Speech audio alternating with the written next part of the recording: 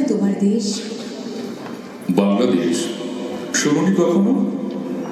যদি আমি কোনোদিন আরো দূরে চলে যাই, ধরা যায় মঙ্গল গ্রহে, তখন সেখানকার কেউ যদি জানতে চায় এই কোথায় তোমার দেশ, আমি তো এসেছি দূর সবুজে আচ্ছাদিত পৃথিবী নামক এক গোলাকার গ্রহভূমি থেকে। আমি যত দূরে যাই আমার জন্মভূমি তত বেশি বড় হতে থাকে।